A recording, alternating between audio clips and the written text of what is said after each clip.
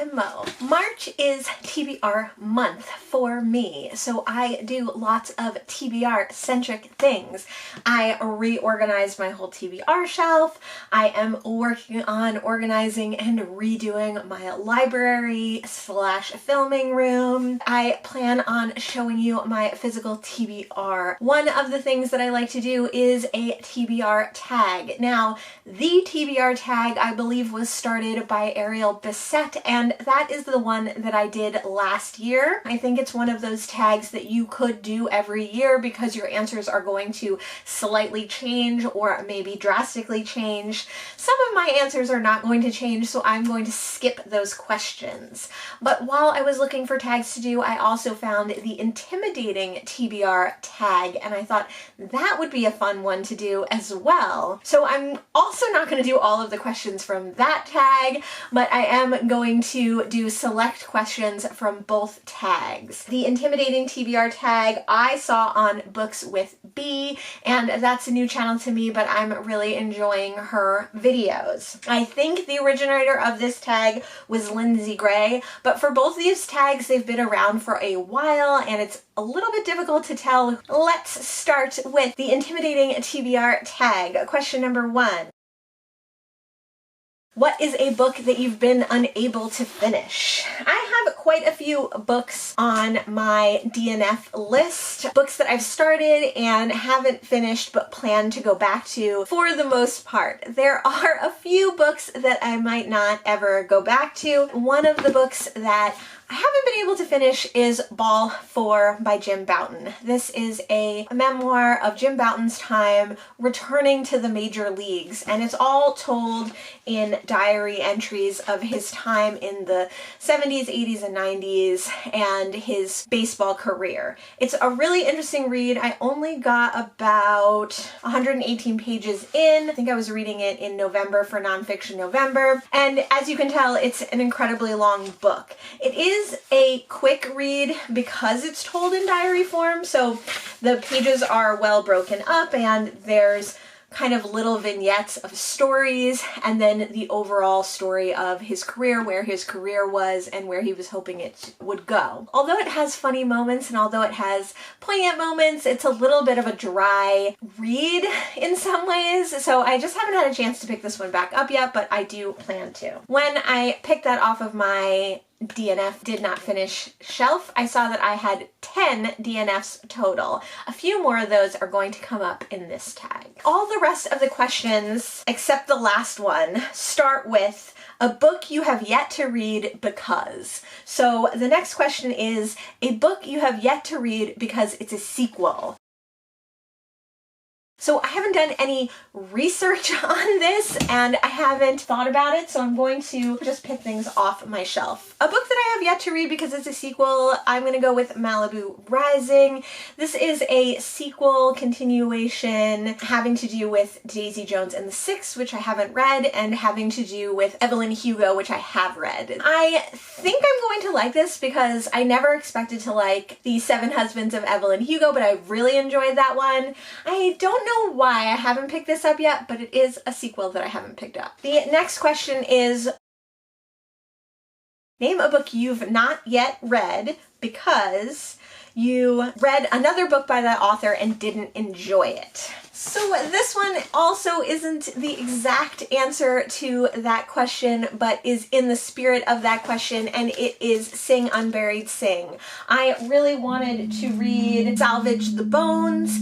I have this on my 21 books I found out about in 2021 that I want to read in 2022 list, but I heard that it has a lot of animal violence in it, so I haven't read this one. Then I've also got Jesmyn Ward's Sing Unburied Sing. I've heard nothing but good things about this book, but I'm intimidated by it and I haven't picked it up, not because I didn't like the author, but because I already know that the author is prone towards animal violence, and I'm a little bit worried that there are going to be subject matters that are difficult for me in this book as well.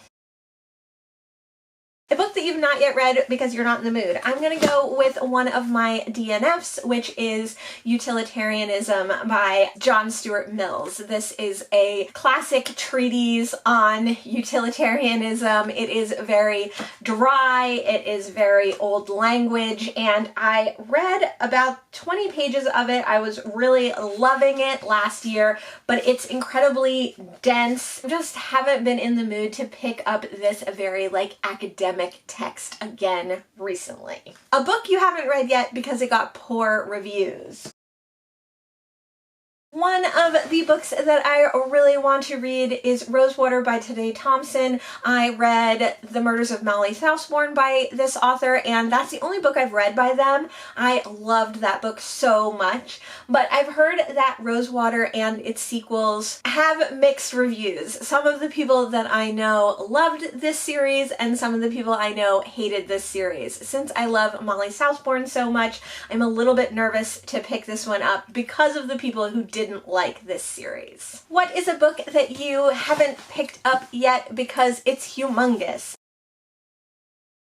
One of the reasons that I haven't read the 5th season yet is because it is such a chunky book. I really want to read this one, but I hear it is convoluted and difficult to parse out, hard to understand in many respects, and it's only the first in a trilogy of other long books. So I have definitely been putting it off. I've read 2 other N.K. Jemisin books, and this is one that I really want to get to, but I haven't gotten to yet.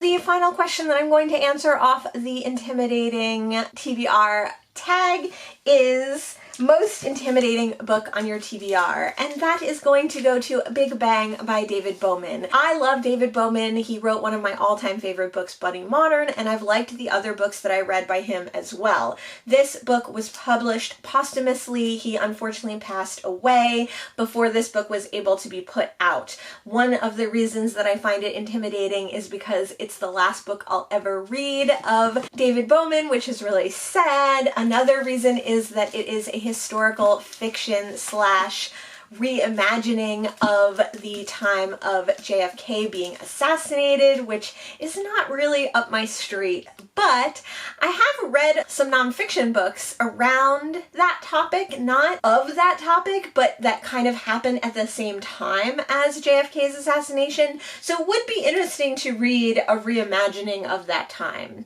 It's also quite a long book. It's also the only book from BookTube Spin that I haven't completed. So for these reasons, and probably others, I find it to be my most intimidating book on my TBR. On to the TBR tag. Question number 1 is,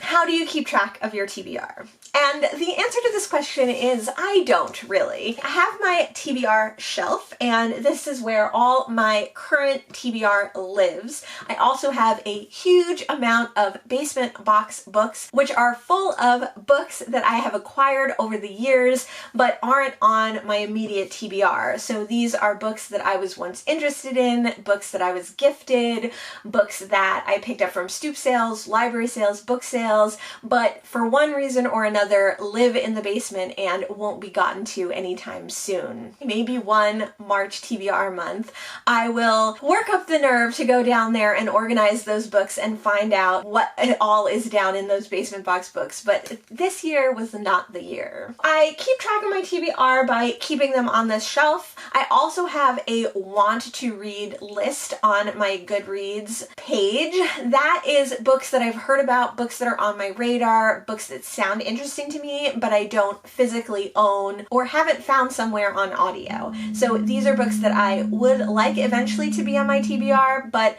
are not on my TBR yet. Now, when I do physically acquire those books, or when I listen to them on audio, they come off that list. So even if I haven't read them yet, they no longer sit on my want to read list, they go on my to be read list. The next question is, how do you decide what to read next? I'm a mood reader and I like to kind of go with my gut. I do love to participate in readathons and I do love to do booktube games, so that is also a way that I find my read. If I'm just mood reading, I'll probably have an idea of things that I want to read 2 to 3 to 5 books in advance. I'll know that there are books that I want to get to and I'll put those on the side and kind of pick through them when I know I have my next read coming up. Alternatively, if I'm playing a booktube game, I will follow the rules of that game, but I'll also pick something that I want to read. Even in TBR Tackle, which kind of picks your book for you, there's leeway to pick something off your list that you really want to get to that month and that you know that you'll be excited for. Same with Booktube Spin. It's easy to have a list of 20 and there might be something that you're not really in the mood for on there, but the way Booktube Spin works is that it's so flexible that you can really read books that you're interested in when you're interested in them. I also find that with the TBR games, even if I'm not in the mood for them that minute, you have such a long time, either a month or 3 months, to actually read your book that I get really excited for whatever book it is. For instance, my Booktube Spin 5 book 1 book was Maisie Dobbs. I've been putting that book off for 20 years, but just knowing that I got it in the spin made me more excited and in the mood to read it. The next question is a book that's been on your TBR the longest.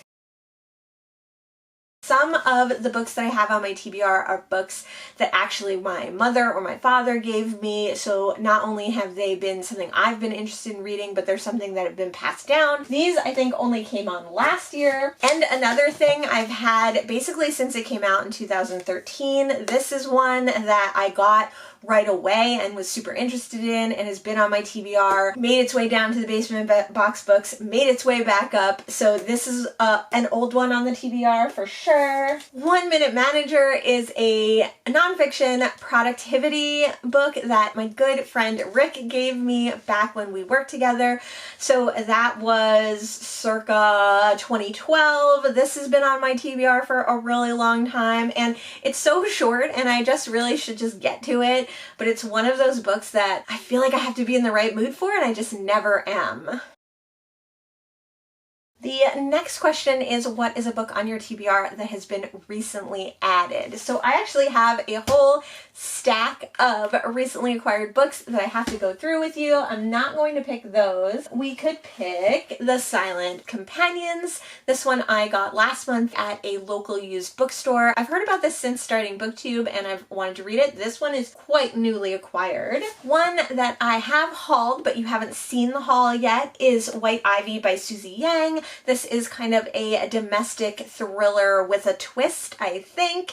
And this one I found in a little free library. I heard Mercedes at Marcy Loves Books read this one. You'll probably see that recently acquired books before I get to the pile down here. So I think this one is a newly acquired book on my TBR that I can show you. I do kind of organize my books in a funny way in that once I've recently acquired my books and they've had their time out in quarantine, which is usually a day to 2 days, I will move them into a stack on the floor in front of my TBR shelf, and then once that month is over, I will go through my recently acquired books, make a video about it, make sure that my book acquiring Excel sheet is up to date, then I will eventually post that video. But once I've filmed the video, the books can live on my TBR shelf. Before I film that video, they don't get to live on my TBR shelf. About once a month is when I kind of reorganize my TBR shelf, make some room. Hopefully I've read quite a few books off my TBR shelf in that time, and there's room for the books that I've recently acquired. Does anyone else have weird rules for when they acquire or once they've acquired books, how they make it onto their shelves, or is it just me? The next question is, a book on your TBR shelf with a beautiful cover. I really like this cover. It's The Blind Contessa's New Machine by Carrie Wallace.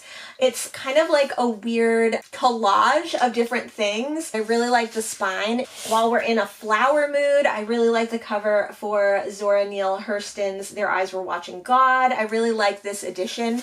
It does have deckled edges, which I don't love, but it has French flaps, which I do love. I really like the cover for Emily St. John Mandel's The Glass Hotel. It's really plain, but I think evocative and interesting. I don't really know what this book is about. The cover really attracts me to the book. I like pretty much all of the covers of my New York book review books. I just love these cute little editions. Always have really cool covers. Sometimes they're photographs, sometimes they're kind of famous artwork that you might recognize. Sometimes they're random images, and I just think those are really neat. I've only read one New York book review, and I don't know if the cover exactly fit the book. There's just something so great about these little editions.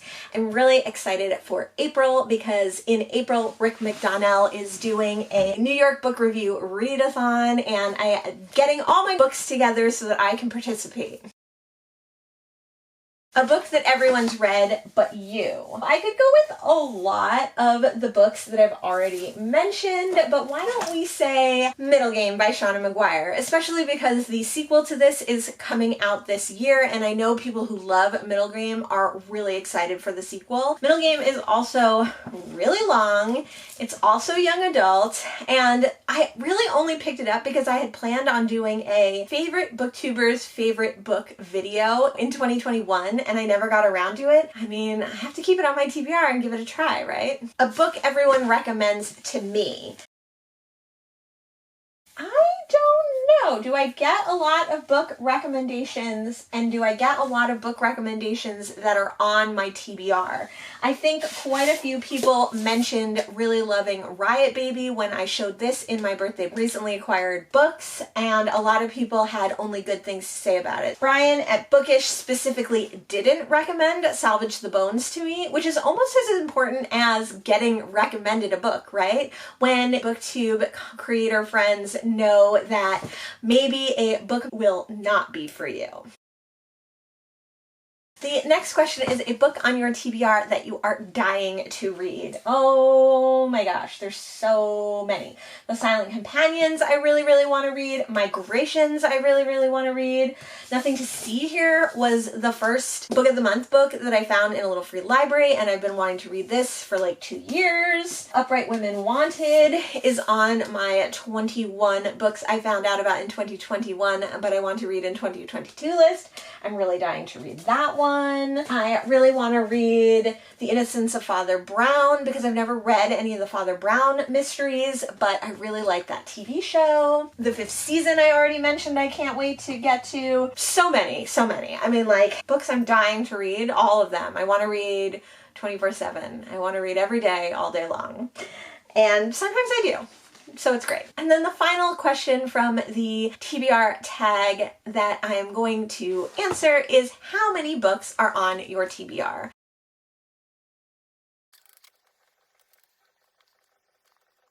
On my TBR shelf, with my baseball books that need a home, with my 5 Try a Chapter books that hopefully some of those will come off my TBR, with all the books left on my TBR tackle list, and all the books left on my BookTube spin list, I have 225 books. Then I have those 10 DNF books that I might go back to, so that's 235, plus about 15 books that you haven't seen yet. So that's 250. Let's say 250 is the amount that is on my TBR right now for 2022. That is so many books, I can't even believe it. And when I tell you There are probably 500 books in the basement. No joke. But we can't even think about that. It's too much. It's too overwhelming. Let's just think about these 250 books that I need to read. I'm shocked. That's way more than it was last year. I'll put the number here of what it was last year. I don't know what it was. That was really fun to combine the Intimidating TBR tag with the regular TBR tag and see what books I have on my TBR, how I keep track of them. Please let me know if you have way more books on your TBR than I do or way less books on your TBR than I do. Let me know if you organize your TBR shelf in a silly way like I do. Let me know if you have rules and regulations for when things go on your TBR. Let me know if you keep a TBR of books that you don't actually have, because that's something that I don't do. Thanks so much for joining me today. I'll see you in the next video. Have a good one. Bye.